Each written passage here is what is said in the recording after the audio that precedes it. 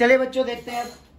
देखिए last time class में ना एक क्वेश्चन में मिस्टेक हो गई थी, सिली मिस्टेक, आप लोग भी पकड़ ही लेंगे। खैर क्वेश्चन नंबर 18 में सिली मिस्टेक हुई थी और इसको इसलिए मैंने बोर्ड पे दोबारा लिख दिया। देखिए क्या था, वो पूछ रहा था the mass of 1 mole of electrons. दरअसल जो मास मैंने लिखा था वो केजी में लिखा था और फिर मैंने यूनिट में गड़बड़ कर दी। जरा ध्यान से देखेंगे इस चीज को, the mass of 1 mole of electrons, और फिर मैंने मिली से यहाँ पर ना माइक्रो कर दिया था। हकीकत में यहाँ मिली ही आएगा। कैसे करना, जरा ध्यान से देखेंगे इस चीज को। The mass of 1 mole of electron पूछ रहा है, तो मास ऑफ जो इलेक्ट्रॉन है वो 9.1 इंटू 10 की पावर -31 kg है। ठीक, अब जरा ध्यान से देखिए, ध्यान से। मैंने इसको लिखा तो kg था उस टाइम पर, लेकिन मैंने बाद में कन्वर्ट करते टाइम उसको ग्राम में ले लिया। चलिए, तो ये मास जो है ना, एक इलेक्ट्रॉन का जो मास है वो 9.1 इंटू 10 की पावर -31 kg है। तो एक mole mass of 1 mole of electron कह रहा है, तो 6.023 इंटू 10 की पावर 23, एक मोल का मतलब यही है। तो एक इलेक्ट्रॉन का मास इतना है, तो इतने इलेक्ट्रॉन का मास होगा 9.1 इंटू 10 की पावर -31, 6.023 इंटू में 10 की पावर 23 kg। सॉल्व करेंगे इसको, इन दोनों को मल्टीप्लाई करेंगे और इसको करेंगे। तो इन दोनों को मल्टीप्लाई करके मेरा आ गया था उस टाइम पर 10 की पावर -7, ठीक, 10 की पावर -7, और इन दोनों की मल्टीप्लाई करके मेरा आ गया था 55, 9 6 54, और 10 की पावर -31 और ये, तो ये हो गया था मेरा 10 की पावर -8, ठीक, kg।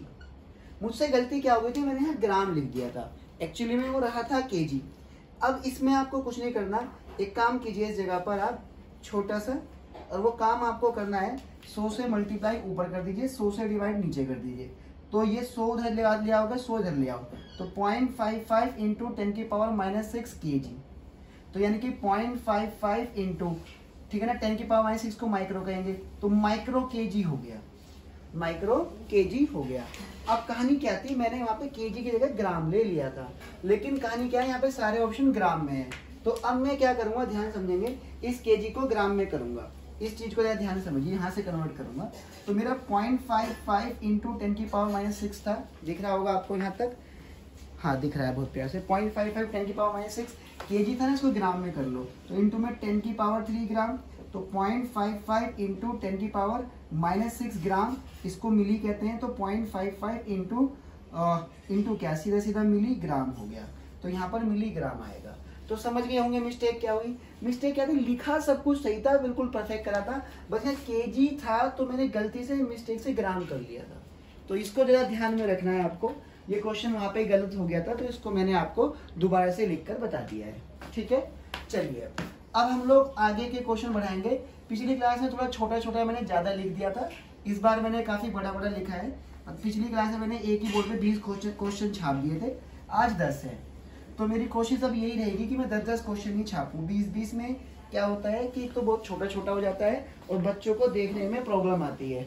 तो मुझे लगता है आज थोड़ा सा ज्यादा साफ साफ दिख रहा होगा, ठीक है। चलिए समझेंगे अब आप।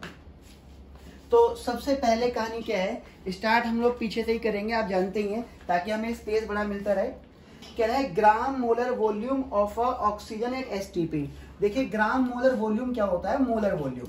ग्राम मोलर वॉल्यूम को, ग्राम मोलर वॉल्यूम ही मोलर वॉल्यूम होता है। मोलर वॉल्यूम की एक मोल का वॉल्यूम, और एक मोल का जो वॉल्यूम होगा गैस का, वो 22.4 litre gas at STP।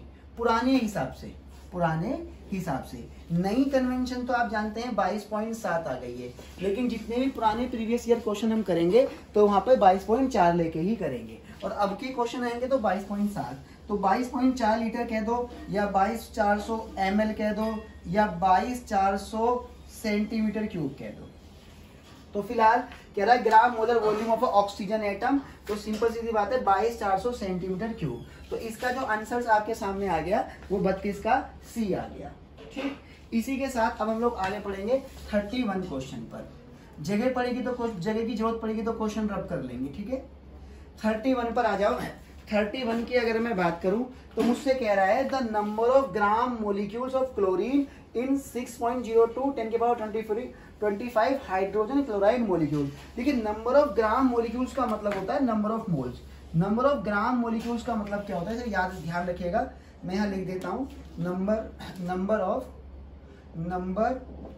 Of gram molecule, number of gram molecules का मतलब होता है number of moles, number of moles, number of gram molecules का मतलब होता है नंबर ऑफ मोल्स।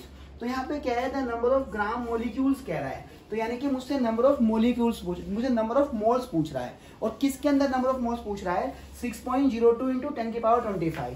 तो मुझे अच्छे से पता है कि 6.023 इंटू 10⁻23 मतलब 1 मोल होता है, 1 मोल होता है। तो मुझसे पूछ रहा है 6.025 इंटू में 10⁻25 में कितने मोल होगा, तो इतने में 1 मोल है, तो 6.02 इंटू 10⁻25 में कितने मोल होगा, 1/6.023 इंटू में 10⁻23 इंटू में 6.025 इंटू में 6.02 इंटू में 25।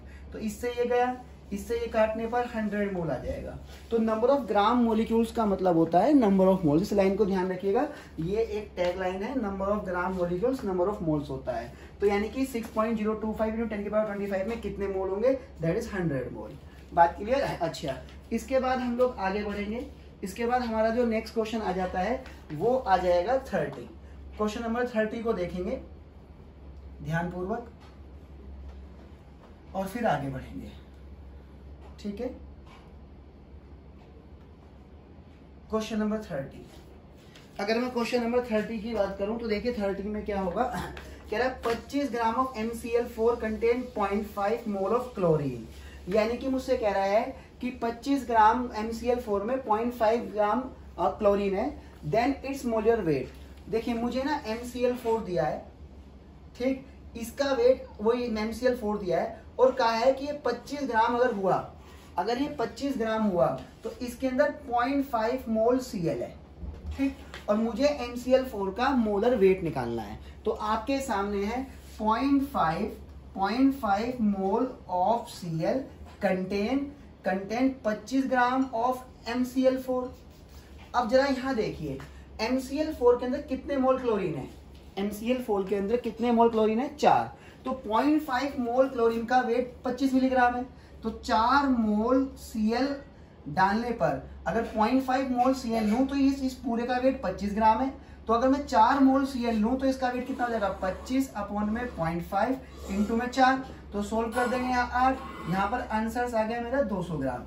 यानी कि 0.5 मोल Cl में 25 ग्राम MCl4 था, 0.5 के अंदर 25 ग्राम MCl4 था, तो 4 मोल के अंदर कितना होगा, 200 ग्राम होगा। और 4 मोल इसकी एक्चुअल वैल्यू है, तो 4 मोल Cl के बराबर जो वेट आएगा MCl4 का वो मोलर मास ही होगा। तो इसका जो मोलर मास आ जाएगा वो मेरा आ जाएगा 200, और 200 इज द बी आंसर, ठीक।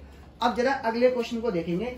अगला क्वेश्चन थोड़ा सा बेहतरीन है, इस पर नजर आप लोग पूरी रखेंगे, ठीक है।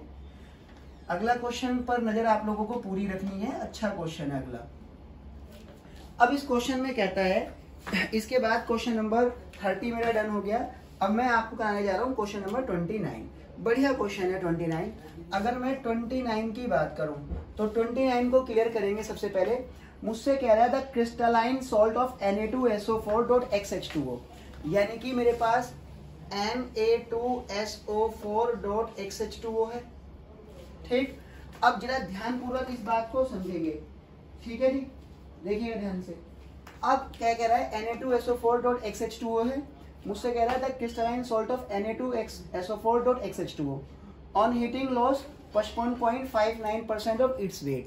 कह रहा है अगर मैं इसे हीट करूंगा तो ये 55.9% अपने वेट को लॉस कर देगा। इस क्वेश्चन को पहले आप लोग खुद ट्राई कीजिए पॉज लगा करके और फिर सॉल्यूशन देखिए जरा। कह रहा था crystalline salt Na2SO4.XH2O on heating loss of 55.9% of its weight, यानी कि इसका मतलब है कि Na2SO4.XH2O है, अगर मैं इसे हीट करूंगा तो ये अपना लगभग 56% वेट को लॉस कर देगा। अब देखो मैं हीट करूंगा ना तो यही चीज उड़ेगी, हीट करूंगा तो यही चीज उड़ेगी। अब क्या कह रहा है, the formula of crystalline salt, मुझसे कह रहा है एक Na2SO4.XH2O क्रिस्टलाइन सॉल्ट है, इसको हीट करने पर 56% वेट उड़ जाता है, इसका फॉर्मूला बताना है। फॉर्मूला बताने का मतलब है मुझे x की वैल्यू बतानी है, मुझे x की वैल्यू बतानी है। तो अब देखिए अगर मैं Na2SO4 को हीट करूंगा, Na2SO4 को हीट करूंगा तो हीट करने पर जो उड़ेगा वो यही उड़ेगा, अच्छा, जब यही उड़ेगा तो मैं एक काम करता हूँ 100% यानी 100% मतलब अगर मैं 100 ग्राम Na2SO4.XH2O को मानूं तो उसने मुझे एक बात कही है कि हीट करने पर 56% उड़ेगा। अगर मैंने 100 ग्राम ये ले लिया तो 56% उड़ा, तो उड़ेगा सिर्फ ये, तो यानी कि ये उड़ेगा तो ये पार्ट इसका 56 ग्राम हो गया। अब टोटल 100 ग्राम है, ये पार्ट अगर 56 ग्राम है तो ये वाला पार्ट हो जाएगा 44 ग्राम, ये वाला पार्ट हो जाएगा 44 ग्राम। भाई अगर ये 56 ग्राम है तो ये वाला पार्ट हो जाएगा मेरा 44 ग्राम। तो यानी कि अब मैं एक बात कहता हूं, वो मुझसे कह रहा है कि हीट करने पर 56% उड़ जाएगा। यानी कि पूरे को अगर मैं 100 ग्राम मानूं तो 100 ग्राम में तो जो 56% उड़ेगा तो 56 ग्राम ये उड़ेगा और जो बचेगा 44 ये बचेगा। तो अब मैं आपके सामने एक चीज लिख रहा हूँ, 44 gram of Na2SO4 equals to में, भाई अगर ये 44 होगा इतना तो वाटर कितना होगा, वाटर कितना होगा 56 ग्राम ऑफ XH2O होगा। ठीक, अगर ये 44 ग्राम होगा तो ये 56 ग्राम होगा। अच्छा, अगर ये 1 ग्राम होगा तो XH2O होगा 56/44 ग्राम ऑफ XH2O। चलिए ठीक है, अगर ये 44 ग्राम होगा तो 56 ग्राम होगा, ये 1 ग्राम होगा तो 56/44 होगा। अच्छा, अब जरा एक बात ध्यान समझिएगा, मुझे थोड़ी जगह की जरूरत है तो मैं इसको रब कर देता हूँ, क्योंकि जो क्वेश्चन मैंने करा दिए उनको रखने का कोई मतलब नहीं है। जगह की जरूरत पड़ेगी तो इन्हें उड़ाएंगे। ठीक है जी। अच्छा जी, अब जरा ध्यान से समझेंगे। अब मुझे एक काम करना है छोटा सा, Na2SO4 का वेट निकालिए, मोलर वेट निकालिए। Na2SO4 का वेट निकालूंगा 23 दूनी 46, सल्फर का 32 और ऑक्सीजन का 16/64, 64 हो गया। अब अगर मैं इसे जोड़ूंगा तो जोड़ने पर ये 142 ग्राम आ गया। अब देखिए 44 ग्राम Na2SO4 का में 56 ग्राम XH2O, 1 ग्राम के अंदर 56/44 और 142 ग्राम ऑफ Na2SO4 के अंदर 142 ग्राम Na2SO4 के अंदर 56/44 इंटू में 142 ग्राम ऑफ XH2O। अच्छा, इसको सोल्व करने पर, काटा पीटी करने पर 180 ग्राम ऑफ XH2O आ गया। अब जरा ध्यान से मेरी बात को सुनना, जो बात मैं आपको समझाने जा रहा हूं। देखिए पहली बात, एक बात ध्यान समझिएगा, 144 जो 144 है, आप अगर नजर डालेंगे तो जो 144 है, अच्छा ये ब्लू, 2 ब्लू ले लिए मैंने, ग्रीन मार्कर कहाँ गया मेरा, चलिए ग्रीन तो नहीं मिला, ब्लैक से ही करना पड़ेगा, रेड से ही देखते हैं। तो देखिए 142 क्या है, 142 जो है इसका मोलर मास है, इसका 142 जो है ये जो है ना इसका मोलर मास है, 142 जो है वो इसका मोलर मास है। तो ये जो 180 आया ये इसका मोलर मास आया, ये जो 180 आया वो इसका मोलर मास आया। देखिए 44 ग्राम में 56 था, एक में इतना था, फिर मैंने इधर इसका मोलर मास लिया तो ऑटोमेटिकली इधर इसका मोलर मास आ जाएगा। अब जरा एक कॉमन सेंस लगाएंगे इस जगह पर, समझने की आप कोशिश करेंगे, समझने की आप कोशिश करेंगे। कैसे कोशिश करेंगे, देखिए अब मेरा जो XH2O आया है, मेरा जो XH2O आया है वो 180 ग्राम आया। ठीक है जी। अब आपको पता है एक H2O का वेट, एक H2O का वेट 18 ग्राम है, एक H2O का वेट 18 ग्राम है, या फिर आप ऐसे लिख लीजिए 18 ग्राम का मतलब एक H2O, तो 180 ग्राम का मतलब कितने H2O, 10 H2O। तो सिंपल सा क्वेश्चन, कोई दिक्कत नहीं थी।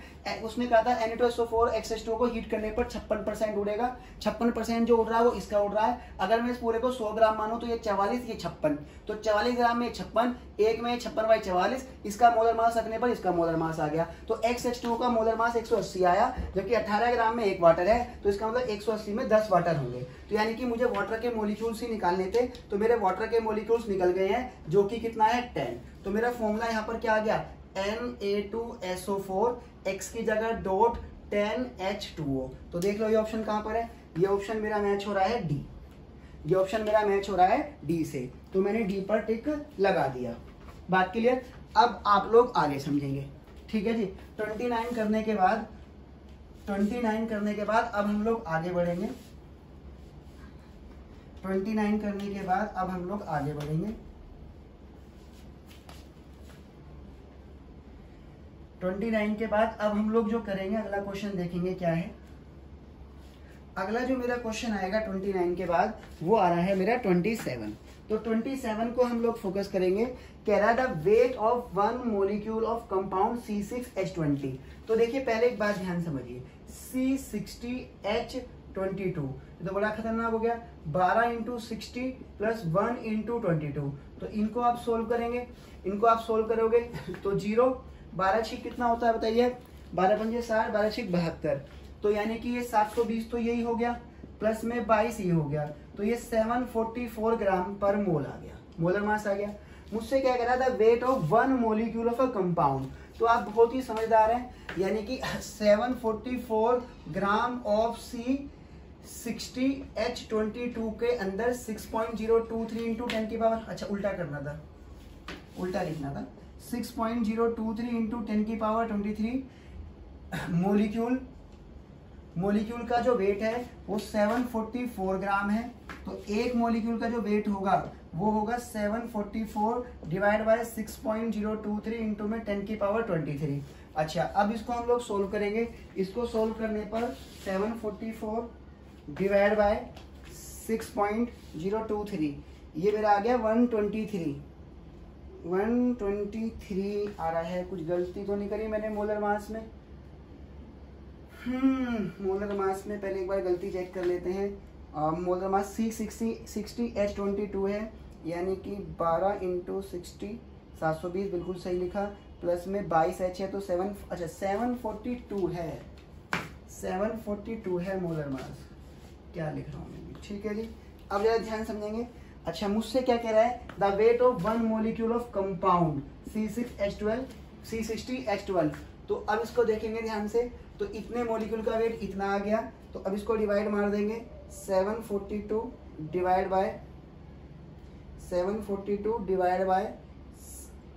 बाय 6.023। अच्छा जी, ये मेरा आ रहा है 123 × में 10 की पावर -23, 123 × में 10 की पावर -23। अच्छा अब एक काम कीजिए, 100 से मल्टीप्लाई कर दीजिए, 100 से डिवाइड कर दीजिए। ऐसा करने पर देखो क्या हो जाएगा, ऐसा करने पर ये आपका आ जाएगा, इसको 100 से कर देंगे, इसको कर देंगे तो 1.23 × में 10 की पावर -21 ग्राम आ गया। अब यहाँ पर जो दिक्कत आ रही है वो हम लोग टिक कौन सा मारे, तो देखो ध्यान से, अब आपको घबराने की जरूरत नहीं है, ये काफ़ी क्लोज है, काफ़ी क्लोज है। देखो कैसे टिक मारेंगे, 10 की पावर -29 ये तो हो नहीं सकता, 10 की पावर -23 ये भी नहीं हो सकता, 10 की पावर 13 ये भी नहीं हो सकता, 10 की पावर -21 डी इज आंसर। यानी कि सिंपल सीधी बात है, एग्जैक्ट तो नहीं आ रहा है, एग्जैक्ट तो नहीं आ रहा है, लेकिन आप समझ गए हैं उसके नियरली आसपास आ रहा है, तो सबसे नियरली ऑप्शन यही है, तो इसी पर टिक लगेगा। बात क्लियर, बात क्लियर, इसी पे टिक लगेगा, बात क्लियर। अच्छा अब आप लोग आगे समझेंगे। ये था हमारा क्वेश्चन नंबर 28। अब क्वेश्चन नंबर 28 के बाद हम लोग आगे बढ़ेंगे, ठीक। इसके बाद जो अगला क्वेश्चन आ जाता है उस पर हम लोग अभी नजर डालेंगे। अभी मैं आपको जो टॉपिक पढ़ाए हैं उन्हीं पर बेस क्वेश्चन सिलेक्ट करके करा रहा हूं। अभी इससे टफ क्वेश्चन आएंगे, नॉर्मेलिटी के, न्यूट्रलाइजेशन के, तो अभी घबराना नहीं है, ठीक है। अब जरा ध्यान से देखेंगे आप, इतना तो मैंने बता दिया। अब है number of atom of helium in 100 U, ठीक है। आप लोगों को पता है हीलियम का जो मोलर मास है वो कितना है, 4 ग्राम। अच्छा ये जो 4 ग्राम है, ये जो वेट है ये 6.023 × 10 की पावर 23 का है। तो हीलियम का जो वेट है 4 ग्राम, तो ग्राम एटॉमिक मास हमारा इतने एटम का मास होगा, और ग्राम की अगर मैं 4 U कर दूं तो ये 1 एटम का मास होगा, ये 1 एटम का मास होगा। तो ध्यान समझिए, 4 U के अंदर हमारा 1 एटम है, ठीक। 100 U के अंदर कितने एटम होंगे वो मुझसे पूछा है, तो 1/4 × में 100 सोल्व कर देंगे, 4 दूनी 8, 4 पंजे 20, तो आंसर आ रहा है 25। तो 100 U के अंदर 25 एटम ऑफ हीलियम प्रेजेंट है। इसके बाद अगला क्वेश्चन आ जाता है 26 पर आप लोग नजर डालेंगे। देखिएगा 26 में वो क्या कह रहा है, 26 में वो क्या कह रहा है, आप उसको एक बार ध्यानपूर्वक देखेंगे। देखिए 26 में वो मुझसे कह रहा है इस जगह पर कि the maximum number of molecule are present, maximum number of molecule पूछ रहा है। चलिए तो फिर एक काम करेंगे, पहले इसमें ए के अंदर देखेंगे। ए के अंदर उसने मुझे 15 लीटर गैस दी है, तो 15 लीटर गैस के अंदर देखेंगे। देखिए देखिए 22.7 भी यूज कर सकते हैं, लेकिन पुराना क्वेश्चन है प्रीवियस है तो 22.4 यूज करेंगे। तो 15 लीटर H2 गैस है, तो 15 को डिवाइड करेंगे 22.4 से तो मोल हो गया। 15 को डिवाइड करेंगे 22.4 से तो मोल हो गया। अच्छा, मुझसे कह रहा था मैक्सिमम नंबर ऑफ मोलिक्यूल्स पूछ रहा है। ठीक है जी, मोल हो गया। तो 15 को 22.4 से मल्टीप्लाई करेंगे तो मोल हो गया, और इसको 6.023 इंटू 10 की पावर 23 से मल्टीप्लाई कर देंगे तो मोलिक्यूल हो गए। तो ए के मोलिक्यूल्स मेरे सामने आ गए।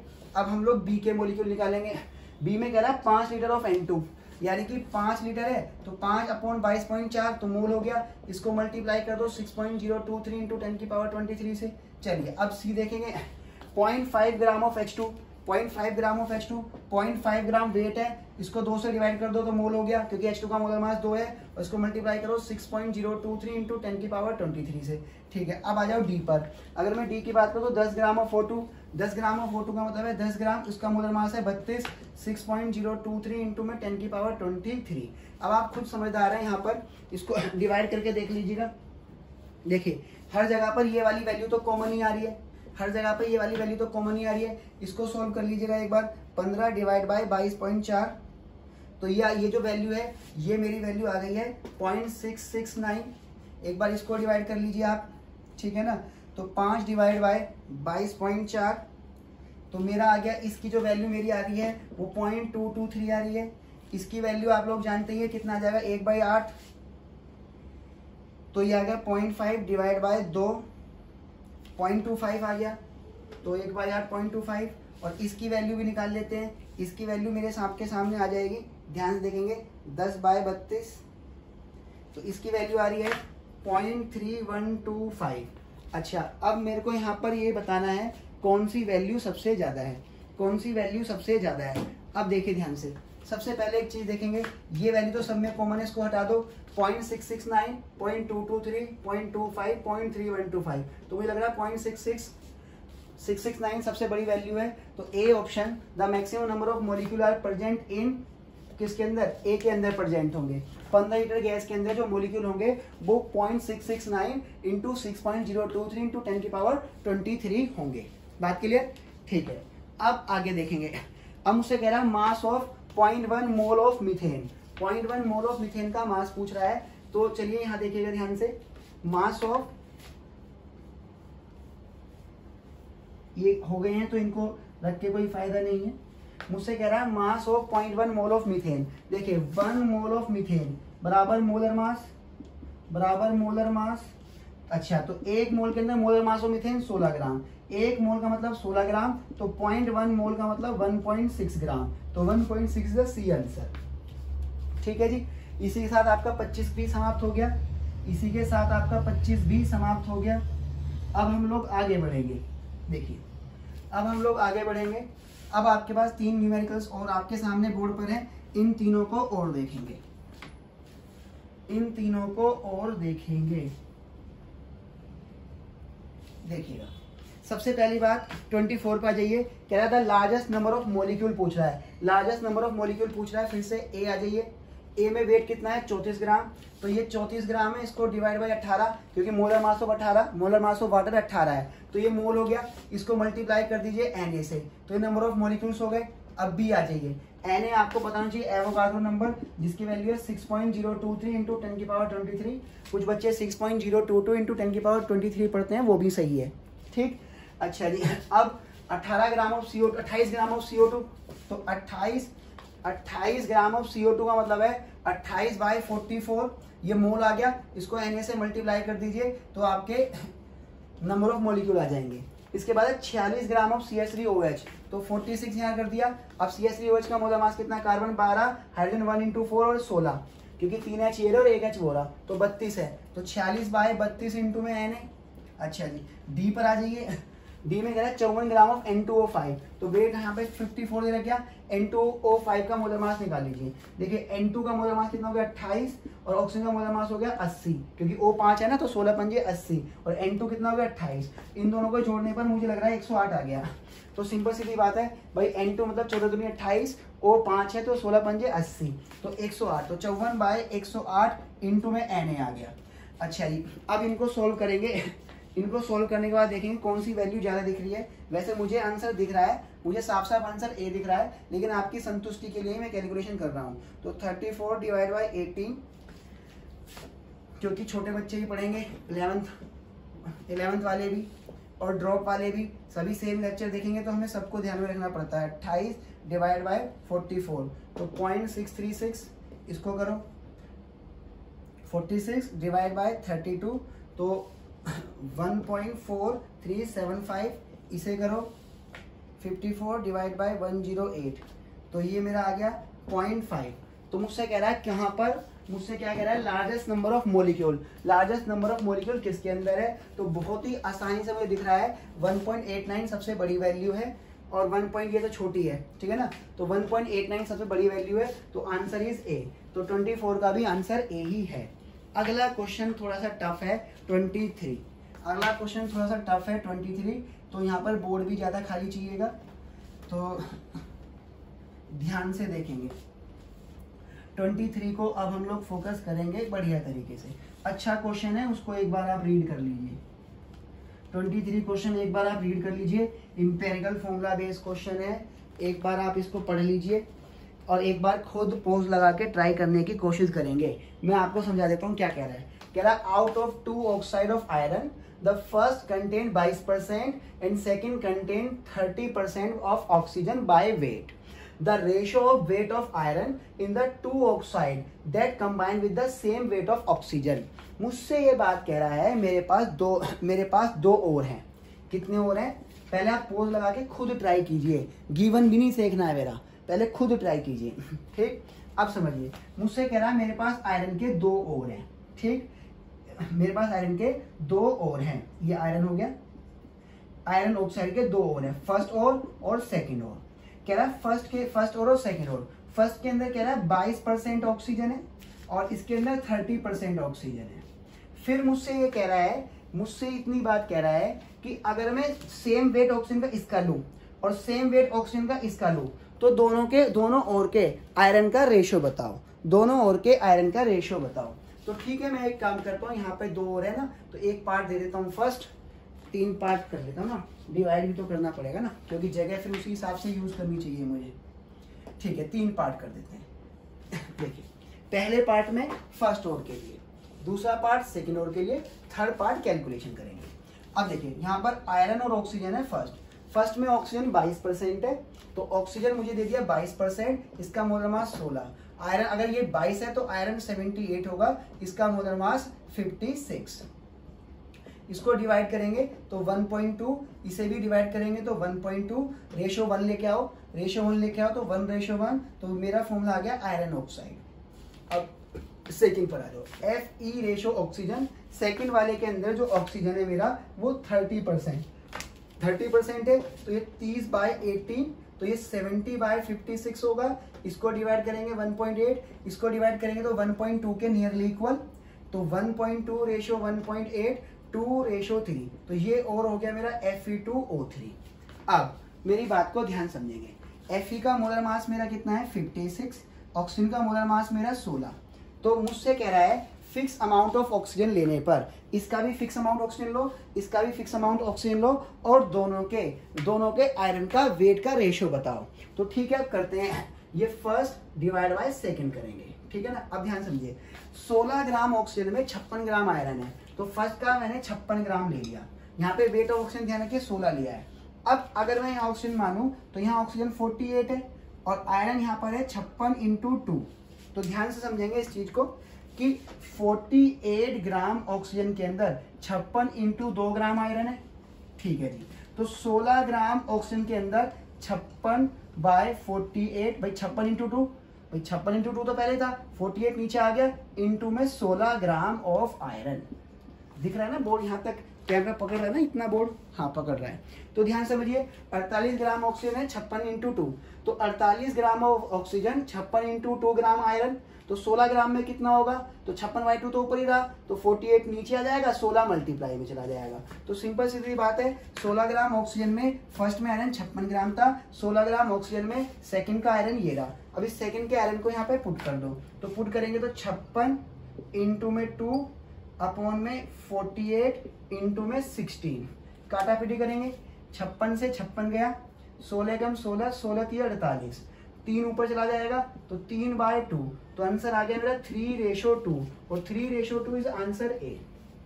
ठीक है, एक बार देख लीजिए, किसी को यहाँ पर दिक्कत है तो इसको मैं दोबारा बता देता हूँ। इस जगह पर कुछ बच्चों को प्रॉब्लम लग रही हो तो मैं यहाँ बता देता हूँ जगह है। देखिए ये 16 ग्राम ऑक्सीजन के अंदर 56 ग्राम आयरन था, यहाँ 48 ग्राम के अंदर 56 इंटू 2 यानी कि 48 ग्राम ऑक्सीजन के अंदर 56 इंटू 2, तो समझिए 112 ग्राम ऑफ आयरन था।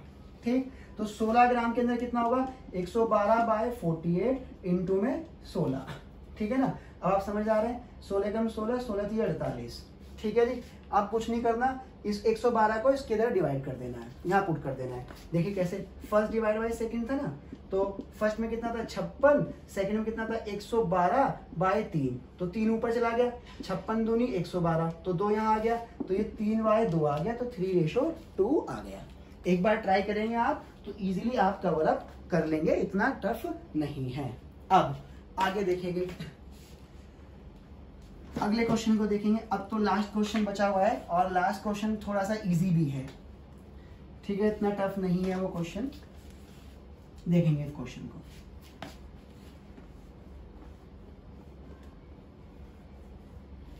देखिए सबसे पहली बात इसे देखेंगे। अब मुझसे कह रहा है 22 के अंदर the number of molecule in 18 milligram of water, मुझसे कह रहा है 18 मिलीग्राम ऑफ वाटर के अंदर कितने नंबर ऑफ मॉलिक्यूल्स होंगे। अब देखो ध्यान समझो, 18 मिलीग्राम के अंदर, 18 मिलीग्राम के अंदर, तो 18 इंटू 10⁻³ ग्राम वाटर है, तो ये तो ग्राम हो गया, इसको 18 से डिवाइड कर दो तो मोल हो गया, तो ये मोल हो गया भाई, वेट अपॉन में इंटू मोल हो गया, इंटू में Na से मल्टीप्लाई कर दो, तो सॉल्व करो, 18 से 18 गया तो 10⁻³ इंटू में Na आ गया, तो ये आ गए मेरे नंबर ऑफ मॉलिक्यूल। तो इसमें मुझे लग रहा है आंसर फर्स्ट आ गया। बात क्लियर? अच्छा, इन क्वेश्चंस को लिखने की जरूरत नहीं है, ये सारे के सारे क्वेश्चन बाकायदा हमारे पास हैं, तो टेंशन लेने की जरूरत आपको नहीं है, आपको मिल जाएंगे। ठीक है, असाइनमेंट के तौर पर। आज के लिए यही विराम।